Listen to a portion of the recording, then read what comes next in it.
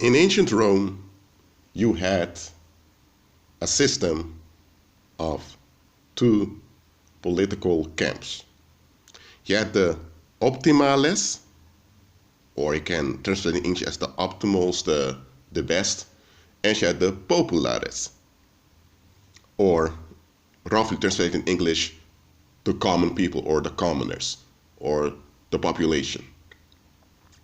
Now, the optimales versus the populares.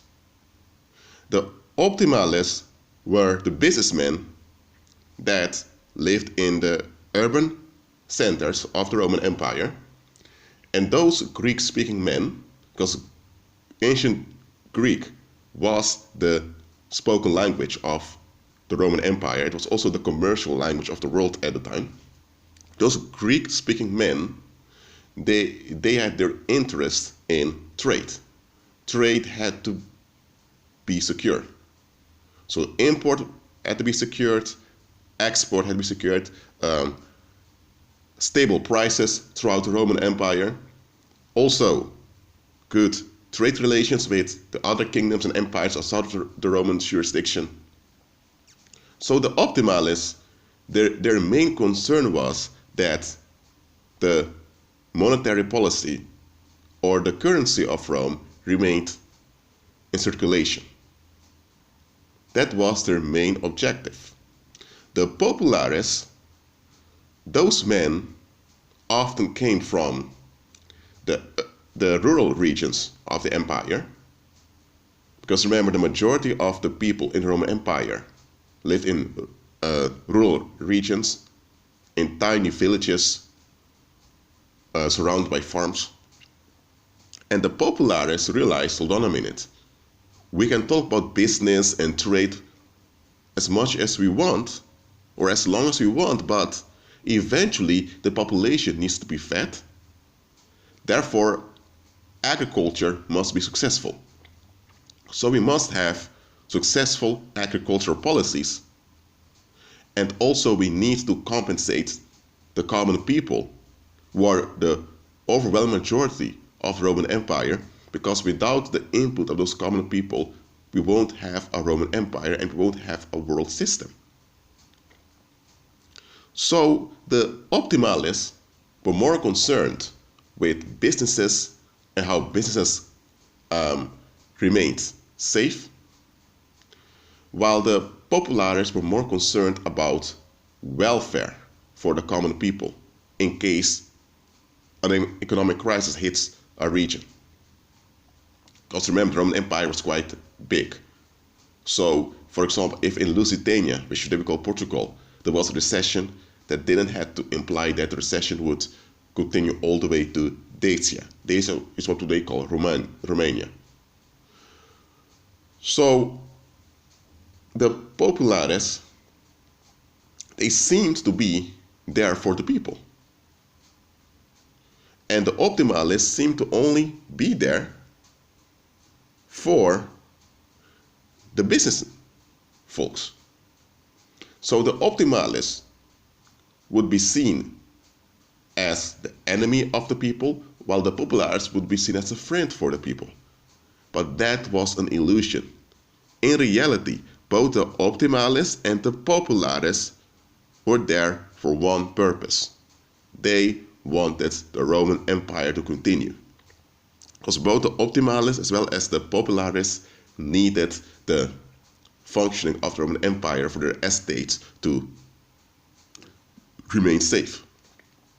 So both wanted a secure monetary policy and both wanted trade to continue. The optimales, however, focused more on the interests of businesses and the rich, while the populares focused more on, well, the needs of the common people and sometimes also the slaves, who are a very important force of labor in the Roman Empire. Now, the reason I am telling you all of this is because nothing has changed when it comes to politics. You can see the populares as the left, while the optimalists are considered the right. Now, in United States politics, the left and right paradigm is a bit different than in Europe. Okay? But still, this left versus right wing duality is an illusion. It's an illusion that the pagan rulers of this world enforce on the public to keep them trapped. And here's why they're doing it. For a very simple reason. When people are divided within two camps, they will feel secured in one of those two camps. If there are two camps, and each camp has subdivisions, then there's an illusion of choice. If you have camp, let's say you have the populares or the left, and in the left you have many subdivisions. And each subdivision has good and bad so-called qualities. Now, if you don't want to belong to the right, then you belong to the left. And in the left you have many subdivisions, so you can always choose which division you want to belong in. But the left is still the left. And the left is only the left because of the existence of the right. The same, if you don't want to be part of the left, but you're part of the right, in the right you also have subdivisions. But in reality, right wing and left wing are both part of the same bird. Because as you know, every natural bird out there has two wings. Okay? Maybe there are birds with more than two wings, but as far as I can tell, every bird out there has two wings. Whether it's a dove or an eagle, it has two wings. A left wing and a right wing. And both the left wing and the right wing are there to make sure that the bird can function. So, the pagan rulers of the world, they understand this. Just like a natural bird has two wings and each wing has feathers, the pagan rulers of the world developed this dualistic system of left versus right. The left has its feathers and the right has its feathers. And what the pagan rulers do is they have their agents who are the leaders of the feathers of each wing. So in the left wing you have feathers, subdivisions, there you have leaders of the subdivisions. And in the right you have feathers or subdivisions. And the leaders of all those feathers, they debate one another, they even fight one another, and that's how the masses are drawn into those subcategories. And then you have the centric view, which kind of sees itself as a combination of the two, but it's still a form of duality, because you are between the two, so you still need the duality to call yourself a centrist. And here's the thing. They enforce this duality by having the leaders of those feathers competing in one another, but the competition is fake. Because all those leaders of those feathers are hired actors. They're just playing a game and they all know about it. But the common folks out there don't know it's just a game. For them it's real. So one would say, I'm a leftist, but I'm not into communism.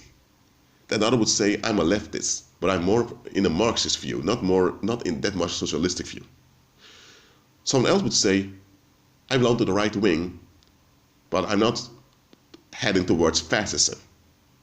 Others would say, I'm a right wing, and I'm more towards an autocratic form of government. So you have all these factions, all these, I would say, feathers competing with one another, but the competitions are fake. But the common people out there think it's real. So their families, their relationships are divided by those divisions. And that's how the pagan rulers of the world keep the human population divided. Because when they are divided, they will seek relief from each other by sticking to those within their own camp. You get what I'm saying here? So, if you have the population divided in two main camps, and each camp is divided in sub-camps, and if everyone wants to belong to their sub-camp by being relieved from the other camps, then you have the perfect scenario in which everyone is distracted and nobody really has a clue what's going on. One thing you have today that they didn't have in ancient Rome was you have so-called national elections. Each 4 or each 6 years, depending on the country where you live, you have elections where they can either choose a prime minister, if the country is a kingdom, you have some of them still, or if it's a republic, then you can both choose your prime minister and your president. And these elections are like fertility rituals, or like sex rituals. For example, have you ever wondered why they call the office of the President of the United States the Oval Office? What does Oval refer to? Do your own research. Look, those elections each 4 or 6 years are like fertility rituals, are like sex rituals. People want a release of the tensions that have built up the past 4 years. They want relief. They don't want to deal with stuff, but they have to deal with stuff. So instead of initiating a war every 10 or 15 years in which a large sum of the population dies, you give them a virtual war each 4 years. So each 4 years they have to choose a candidate. And from all the factions, two remain. And from the two, one has to disappear. So one has to take the loss. And then the winner is inaugurated as a new leader. And that's how the ritual works. Now people had their chance to fight, so they have to deal with the loss if their candidate didn't win.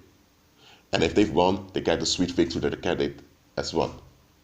But now comes the outworking. How does it work out? And then of course there's going to be, how would I say? There's going to be disappointment.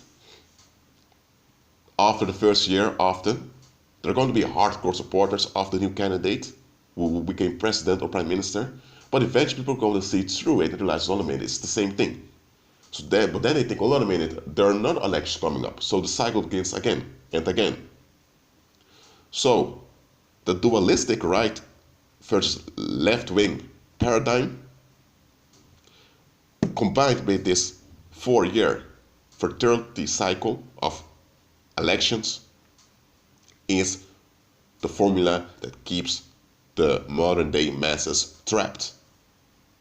Even those of the so-called alternative media that so-called see through the left versus right paradigm, even they are trapped. And I'll tell you why they are trapped. Those folks in the alternative media, they talk against the left versus right wing paradigm, okay? But do they have any alternative? They don't. Haven't you noticed that often the alternative media often highlights the corruption and conspiracies of the powers that be, but they never ever come with a workable long-term solution that will benefit the majority of mankind? Or if they are conspiracy theorists that use the name of Christ, they will come with a doomsday thinking, Christ is coming back soon, so be ready, or else. Haven't you noticed that they never come up with a long-term beneficial solution? That shows you that they are trapped. That shows you that they are controlled opposition. Because they rely on the existence of the corruption to exist. Because without the existence of the corruption, there wouldn't be any alternative media. An alternative to what? So their foundation is resistance. And resistance can only exist if there's something you're resisting against. Look, this right versus left-wing paradigm, it's a trap. I'm telling you, it's a trap. Because look at this way. The big rulers of the world, they have their one world government already. The one world government has been in existence since 200 BC.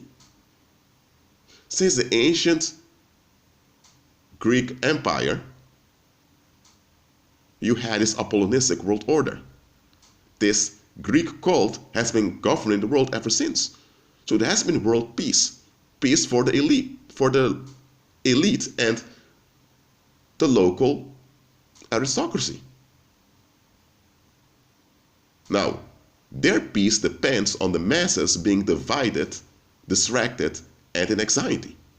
So, from the perspective of common people, or just people in general, there is no peace. But they think the peace is only meant for the Greek cult or the pagan rulers and the local aristocracy that sold themselves out to the Greek cult. For them, it's world peace. For them, things keep working and functioning. But their peace, their ease depends on the masses being in a state of anxiety. So world peace has been here since 200 BC. So there is already a one world government in place. It's not the common government that you see, like the municipality or the province or the state. It's the shadow government. The shadow government is a one world government. It has been here since 200 BC.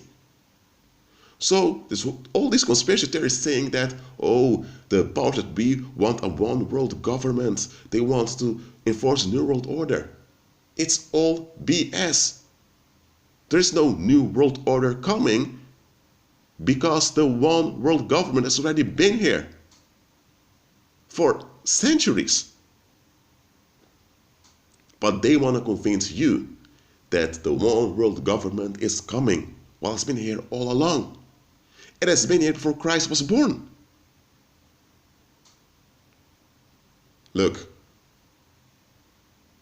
what's going on now is that the pagan rulers of the world, or the Greek cult, as you also call them, they, together with the local aristocracies within the regions, because countries only exist to the common people, the pagan rulers think in regions or provinces. The local aristocracies in the regions, together with the pagan rulers, they want to keep the human population in a state of anxiety, thinking that something bad is about to happen, and they don't need to anticipate the bad that's about to happen. That's what they are doing. That's how they've been doing it since 200 BC. And that's the only way they can do it. That's the only way they can do it. So, now you understand why Christ said, make sure that no man deceive you. Christ even said that many would say the time is near, the end will come. Christ even told you to beware of people that keep saying the time is near. Christ said it. Because here's the thing, the pagan rulers of the world know very well that when Christ returns, it's over for them. They'll be deported to the lake of fire. But they don't know when Christ will return. They don't know when God's plan has come to full fruition. They don't know that. So they are in an anxious state because they don't know when their rule will end. They know the rule will end anyway, but they don't know when. So they are transferring this fright onto the common people. And that's how they remain in peace. So world peace that has been here since 200 BC depends on the masses being in an anxious state. I hope this video has clarified things for you. So those conspiracy theorists talk about there's going to be a new world order, it's going to be this and that. They're either deceived, people that are deceived, and they don't know that the evil powers are using them to deceive others, or they are paid shills. Because anyone that would evaluate the situation carefully would realize, hold on a minute, this Greek cult, these Apollo worshippers, they've been running things since 200 BC. Anyone who look at the situation carefully would realize, hold on a minute, there's no new world order. It's just the Greek cult continuing their existence by keeping the human population in anxiety. And this left versus right-wing paradigm is the tool they've been using since ancient times.